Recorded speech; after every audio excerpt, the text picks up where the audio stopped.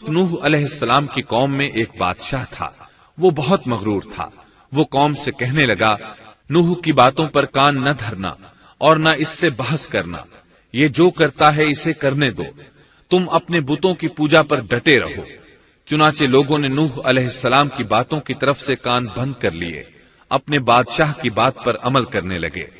تب نوح علیہ السلام نے اللہ سے فریاد کی،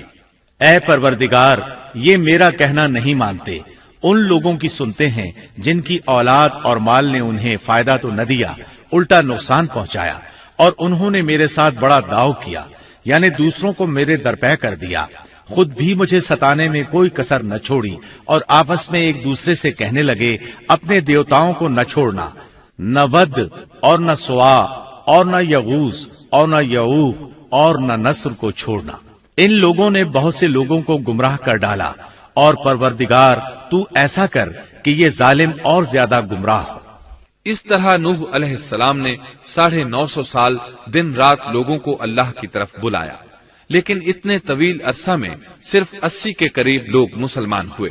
اور ان ایمانداروں کی اکثریت فقراء، مساکین، ناتواں اور غلام قسم کے لوگوں پر مشتمل تھی، جن کی معاشرے میں کوئی حیثیت نہیں ہوتی۔ مشکل سے 10 ایماندار ایسے ہوں گے جو شرف و جاہ کے مالک ہوں گے۔ چنانچہ نوح علیہ السلام کے مغرور سرداروں نے جب اس صورتحال کو دیکھا تو اکٹھے ہو کر نوح علیہ السلام کے پاس آئے اور کہنے لگے، اے نوح، ہم چاہتے ہیں تیری باتیں سنیں اور لوگوں کو بھی تیری باتیں سننے کی ترغیب دیں اور سب تجھ پر ایمان لے آئیں، لیکن اس سے پہلے ہماری ایک شرط ہے، یہ کہ آپ کے حلقے میں جو یہ ذلیل اور حقیر لوگ آ گئے ہیں انہیں دھکے دے کر اپنے پاس سے نکال دے، اس لیے کہ ہم اپنی قوم کے سردار، چودھری اور مقام و مرتبے والے لوگ ہیں، اس لیے ہم ان فقیر لوگوں کے پاس نہیں بیٹھ سکتے، اگر آپ انہیں نکال دیتے ہیں تو ہم ایمان لے آئیں گے۔ اللہ تعالیٰ نے نوح علیہ السلام کی قوم کے ان سرداروں کی تردید سورہ ہود آیات 27 تا 31 میں کی ہے۔ اللہ تعالیٰ فرماتے ہیں،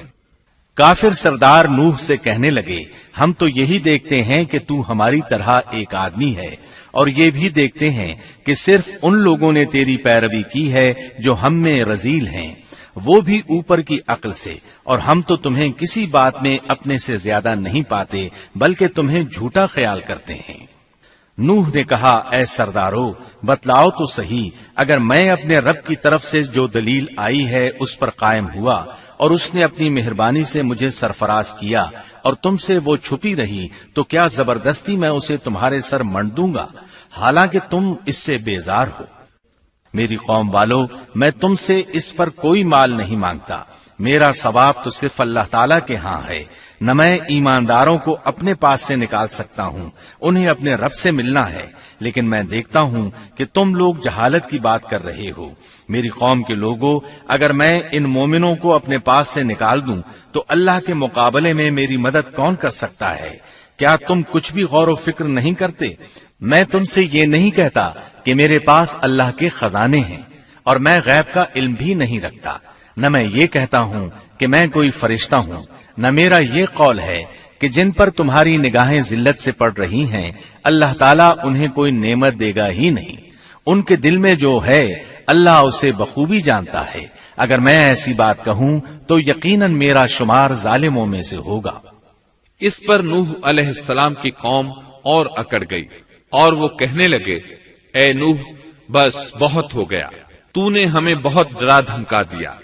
اب اگر تو سچا ہے تو جس چیز کا وعدہ تو ہم سے کرتا تھا اس کو لے آ۔ نوح علیہ السلام نے ان کی بات سن کر کہا، عذاب لانا تو اللہ کا کام ہے، اللہ کو کوئی عاجز نہیں کر سکتا، اور جب اس کا عذاب آ جائے گا تو کوئی بھاگ نہیں سکے گا۔